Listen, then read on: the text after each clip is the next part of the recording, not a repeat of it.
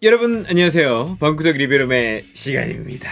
아이폰, 아이패드, 애플워치, 맥, 그리고 애플 TV, 그리고 홈팟에 이르기까지 새로운 소프트웨어가 또 왕창 나왔습니다. 오늘 iOS 그리고 아이패드 OS 15.2에 대해서 자세하게 먼저 다뤄보도록 하겠습니다. 설정에 이 개인정보 보호 가신 다음에 하단부에 가시면 이제 앱 개인정보 보호 리포트라는 거를 보실 수가 있는데요. 어떤 앱이 이게 마이크를 사용했는지 카메라를 사용했는지 어떤 사이트에 몰래 들어가진 않았는지 자세하게 살펴볼 수가 있는데요. 인스타그램 앱이 카메라를 언제 사용했고 그리고 사진 보관함에 언제 액세스했는지 이렇게 알 수도 있고, 눌러보면 이렇게 최근 7일간의 기록까지도 확인할 수 있고요. 데이터뿐만 아니라 네트워크가 분리되어 있어서 어떤 도메인에 얘가 접속하고 있는지 확인하고 앱 활동을 감시할 수 있습니다. 하단부에는 통합적으로 어떤 도메인에 가장 많이 통신을 하고 있는지 보호 리포트를 끄시면은 요게 기능이 멈춰지고요. 우측 상단부에 있는 공유를 눌러서 파일로 저장하는 것도 가능합니다. 애플워치에 설정에 가셔도 개인정보 보호가 있는데요. 하단부에 똑같이 앱 개인정보 보호 리포트가 있습니다. 이걸로 애플워치 앱에서도 프라이버시 관련된 정보를 확인할 수 있고요. 앱이 어떤 데이터를 사용하는지 알 수 있고, 개인정보 보호 리포트 저장을 통해서 아이폰에서 진단 로그를 확인할 수 있습니다. TV 앱을 켜게 되면요, 이제 사이드바가 나와서 섹션을 보다 편하게 빠르게 이동할 수 있는데요. 물론 요거 이렇게 가려 놓을 수도 있고 나타나게 할 수도 있습니다.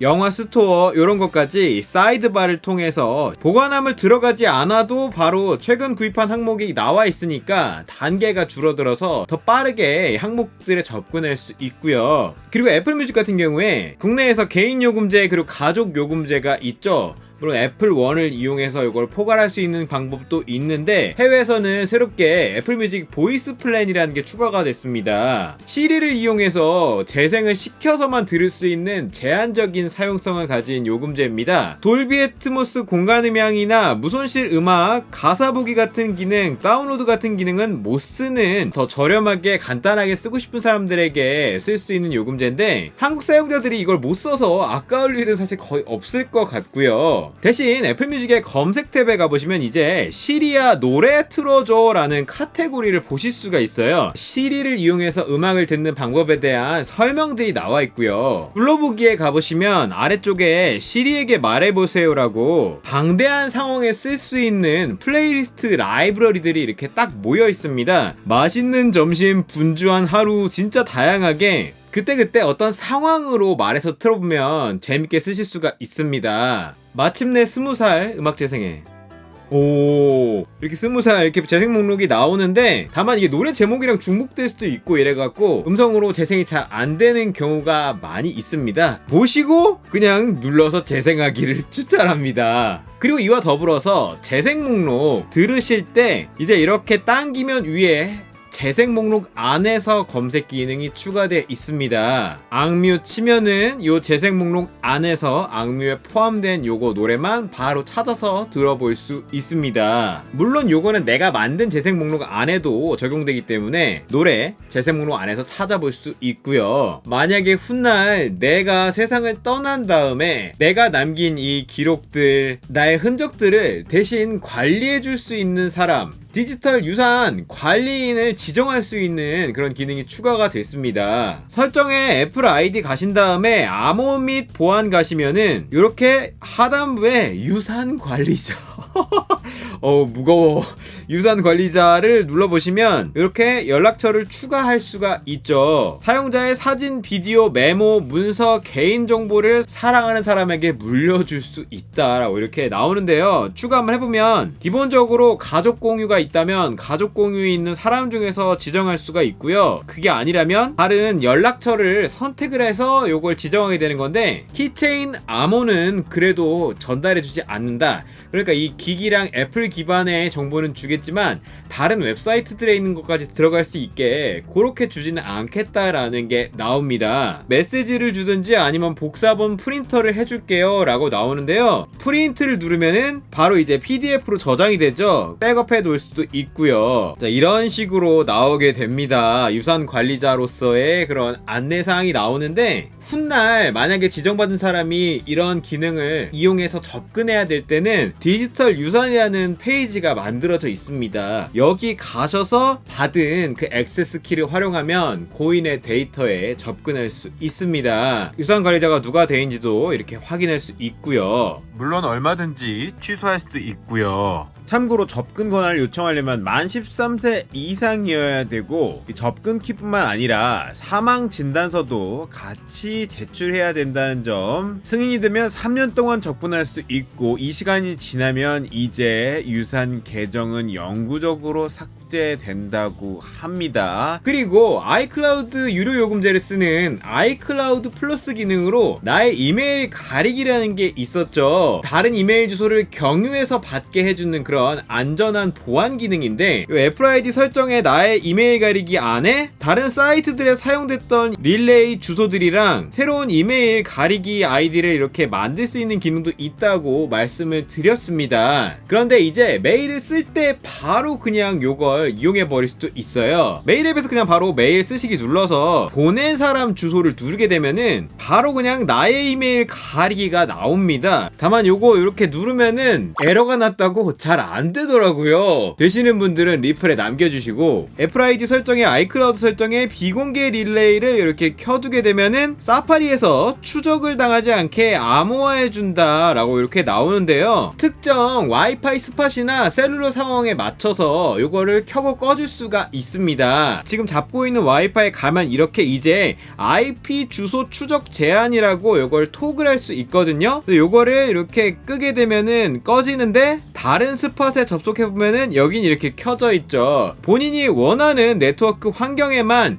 이 기능을 적용해서 쓸 수가 있습니다. 셀룰러가 있는 기종은 이렇게 셀룰러 옵션에 가면 셀룰러 상태에서 요걸 쓸지 말지 이렇게 톡을 할 수 있고요. 그리고 가족 공유를 하는 경우에 아이가 음란물에 노출되는 것을 방지하기 위해서 커뮤니케이션 안전 필터링 기능을 부모가 켜줄 수 있는데 요거는 가족 공유에서 스크린 타임 관련된 부분에서 이걸 지정할 수 있습니다. 이 자녀 계정이 생성돼 있는 경우에 애플이 내용을 검열하는 그런 방식이 아니라 기기 자체에 머신러닝 기능을 이용해서 부적절한 사진을 감지하게 되면은 블러를 걸어준다거나 할 수 있는 요런 거를 이제 사용할 수 있다고 합니다. 그리고 아이폰에 요 볼륨 버튼이랑 사이드 버튼 이렇게 꾹 누르고 있으면 긴급 구조 요청 나오죠. 그래서 응급한 상황에서 도움을 요청할 수가 있는데 관련된 내용은 설정에 긴급 구조 요청 가시면 더 자세히 볼 수가 있거든요. 여기 길게 눌러서 전화 걸기란 내용에 그 설명이 있습니다. 계속 더 누르고 있으면은 이렇게 카운트다운이 진행되면서 전화가 걸리는 상황까지 가거든요.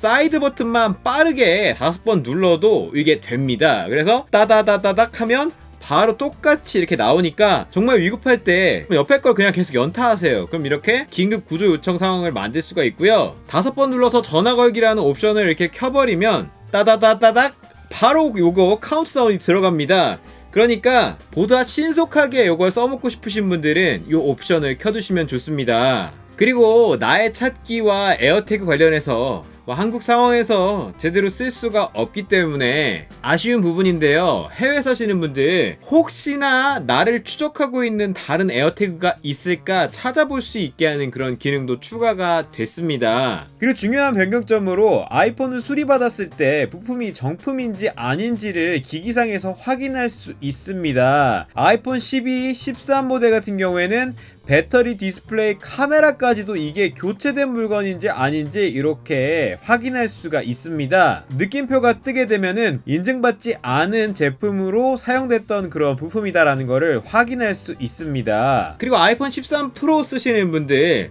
지난번에 요 접사 자동 전환에 관련된 옵션 추가됐다고 말씀드렸는데 보완이 됐습니다. 가까이 들이대게 되면은 이런 식으로 이제 꽃 버튼이 생겼죠? 이걸 누르면 이제 접사 기능으로 바뀌기 때문에 영상을 찍을 때도 요 접사 활성화 기능을 이제 쓸 수가 있습니다. 누르면은 다시 이렇게 원래대로 돌아가고요. 요거는 아이폰의 설정에 카메라 가셔서 하단부 보시면은 이제 접사 촬영 제어기라고 있는 거 요걸 통해서 제공되는 기능이기 때문에 아예 꺼버리게 되면 처음의 방식으로 이렇게 다가가면 자동으로 바뀌는 요 방식으로 바뀝니다. 물론 초광각 모드 상태에서 바로 접사를 할 수 있는 요 기능 자체는 동일합니다. 그리고 메모와 미리 알림에서 태그 기능을 사용할 수가 있는데 이제 롱터치를 해보면은 바로 여기서 태그 이름 변경이 가능하거든요. 그래서 예를 들어서 이걸 다른 거로 변경을 하게 되면 관련된 내용, 그러니까 메모에 여러 개나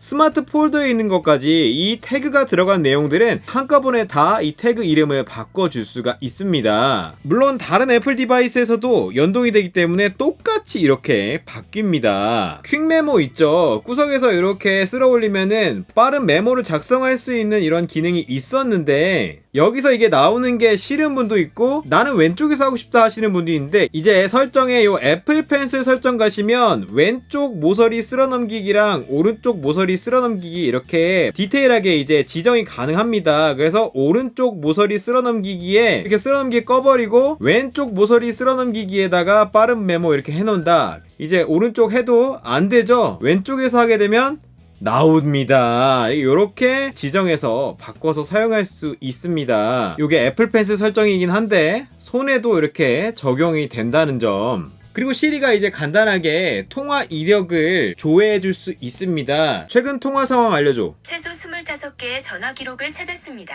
가장 최근에 전화한 사람. 가장 최근 전화 기록을 찾았습니다. 시리로 이렇게 빨리 찾아서 통화할 수도 있습니다. 저희 엄마입니다.